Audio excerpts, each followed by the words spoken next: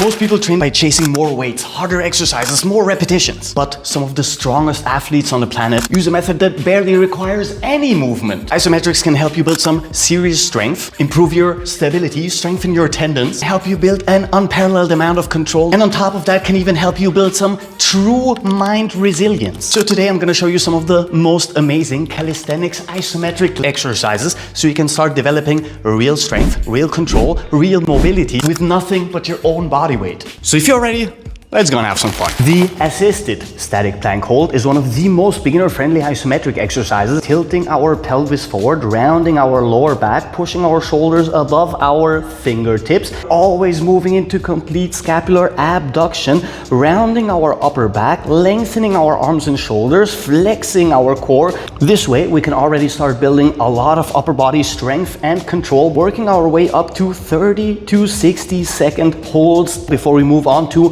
more advanced variations. Moving up in difficulty is as simple as raising our knees from here, actively flexing our glutes always, still staying in complete scapular abduction. Now we're going to require a lot more strength, especially from our anterior chain, to hold this complete body tension. As a bonus, for those of you who want to add maximum amount of muscle engagement, we are always actively pulling our hands together, which is going to add a lot of chest muscle engagement as well, so we can have an actual full body hold. And just like before, the tiniest adjustment can make this a lot harder, adding a lot more shoulder engagement and a lot more tension and strength requirements by moving with our arms diagonally towards the floor and moving into ankle dorsiflexion, which is going to add a lot more tension, combining our core with our lower body, in addition to the upper body strength. An amazing static hold for building the necessary foundational strength for planche exercises if you want to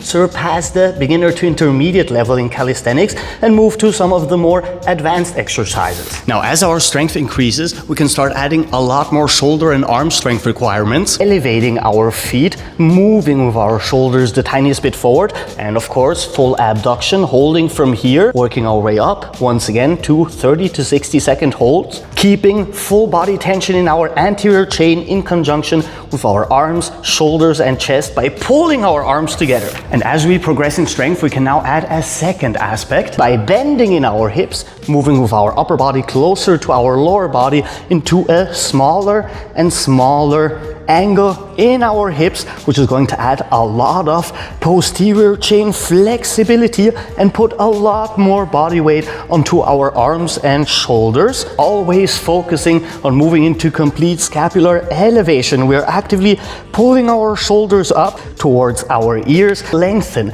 our hamstrings, our calves, so our gastric, our soleus, and even our glute musculature. And of course, we can progress through all of these in a unilateral fashion, working with a single arm, which is going to add a lot more core engagement, which will be required for stabilization in our body. And here we can actually progress from having our hand in the middle, which is going to require a lot less strength and core engagement. And as we get stronger and stronger, we can now move outwards with our hands right below our shoulder to require more and more core engagement for stabilization. The same is true for the classic plank we did before, and is also true for our folded version in our hips, now also adding a lot of lower body tension requirements to keep our balance in our entire body with massive amounts of core engagement. And while we're still working on those plank style exercises, we can make the quadruped position even more strength dominant for our upper body and core by moving into a longer and longer position, basically a Lalanne plank, which is going to require massive amounts of anterior chain tension to hold closely to the floor without losing our tension in our full body and staying in those tilted positions in our hips instead of going into spinal extension. Amazing exercise for building full body static strength. And while we're still working on those extended arm support exercises, either a dip bar, or if you don't have one of those, simply two chairs next to each other, and holding this extended arm support with our upper body fully upright, our core engaged, our shoulders lengthened, having massive amounts of anterior chain activation, and now we can play around with the angle of our hold depending on what we want to focus on more. Shift it forward in this hollow body position for more core engagement, or shift it backwards for more back musculature engagement, especially our spinal erectors, which would move us more and more into lumbar spinal extension as our strength increases and as we pull our legs backwards more and more. Then we can start maximizing hip flexor and core engagement by bending in our hips. For the easiest variation, just tucking in our knees, and over time, as we progress in strength, extending one leg, or once we are ready, extending both our legs, now requiring a lot of full body strength and working on one of people's weakest areas, which are their hip flexors in conjunction with their core musculature. As usual, this video is sponsored by you. You are my only sponsor. By liking this video, subscribing to the channel, watching the whole video until the end, maybe sharing it, hell,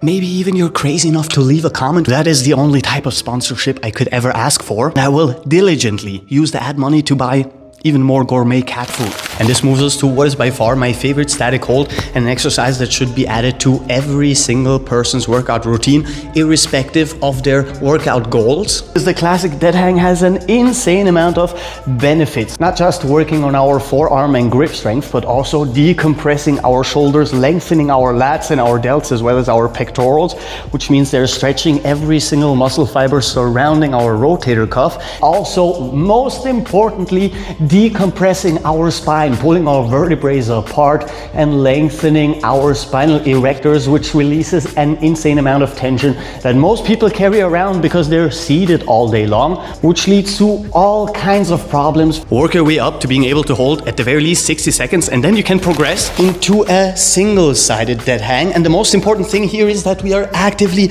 relaxing our entire body except for our forearms to grab onto the bar, and the more we can relax, the more benefits we can reap when it comes to flexibility as well as decompression for our entire body, starting at our rotator cuff. And moving to more active hanging positions, we've got the aptly named classic active hang, simply bending in our arms, pulling our shoulder blades into scapular depression and simply holding. And you can hold this at multiple levels, with a tiny bend,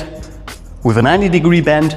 or even at the very top as if you were doing a complete pull-up, and over time work your way up to being able to hold for 60 seconds at a time, which is a nice rule of thumb. And then of course we can start adding more anterior chain strength, especially core engagement, by moving into this hollow body position. And if you want to progress, once again, as we did with the dip bar, work your way up to tucking in both legs, and as you progress, extending one leg, then working your way up to both legs, and then you can even add bending in your arms and back to add maximum amounts of full body strength engagement. And for the completely insane people here, a single-sided L-sit hold for maximum engagement of everything. And adding a couple of more technical static holds, which are going to require a lot from you, with the classic crow position, now combining upper body static strength with a lot of hip, knee and ankle mobility, as well as balance, which means a lot of stabilization, which in this case mostly comes from our hands, our forearms and our shoulder strength, and the tiniest bit from our core strength, of course, which is usually required for anything that needs balance. Then we can add a full body twist with both hands on the floor, moving into a crane-like position, which is going to require a lot more balance, a lot more strength. And this exercise actually has a very easy progression, because once you can hold this, you can start extending one leg, and over time extending both legs for massive amounts of core engagement added to the upper body strength and balance and posterior chain flexibility as well. And then we can move into a triangular shape with our hands and head and move into a classic headstand. You can start by simply bringing one knee onto your arm, the other knee onto your arm, and over time, as you progress, you can start extending one leg, extending the other leg, and holding longer and longer periods over time. And then of course we can move our entire body weight onto our arms by moving into a wall-assisted handstand position, fully extended in our upper body, as close as we can to the wall, moving into scapular elevation and holding with closed legs, as well as a variation with open legs, and then moving our way up to the strength required to hold on one side, assisted with the wall, so we do not require any sort of balance, but massive amounts of strength and full body tension to hold for longer and longer periods of time, working our way up to holding this for 30 to 60 seconds. As well as 2 more variations that put a massive amount of emphasis on spinal mobility. Tucked handstand position, our hands a little bit further away from the wall, and this time we are actively pushing our chest towards that wall, opening up our entire chest and shoulders into thoracic, or basically complete spinal extension. Of course, lengthening our arms, which makes for an amazing upper body anterior chain stretch, while still requiring a massive amount of strength from our shoulders and our arms, but really helps us open up our upper body a lot. And the second variation, putting a lot more emphasis on lumbar spinal extension by bringing our hips towards the wall and then actively opening up our entire upper body anterior chain, as well as basically our hip flexors and our quads as well. And of course, we're not just loosely hanging around here, no, we are actively flexing our entire posterior chain as hard as we can, opening up our anterior chain. And of course, we still have all of the strength benefits for our upper body as well, with the added benefits for our anterior chain flexibility and posterior chain strength. And then of course we have the handstand, which is going to take a whole video in and of itself, so stay tuned for that one. And there you go, more upper body static exercises than, well, you can shake a stick at. And I'm pretty sure we didn't even scratch the surface, because there are probably an endless amount of static variations for your upper body that you can hold. And if I missed your favorite static exercise, please put it in the comments. Let me know if you found any of those challenging, or if all of them were way too easy and you need an even higher level of exercises to be demonstrated. If you liked the video, like the video and subscribe. Join us, we do stuff like that very regularly, which means I'll probably see you very soon. So until then, have a good one. Captain Cairo, peace out.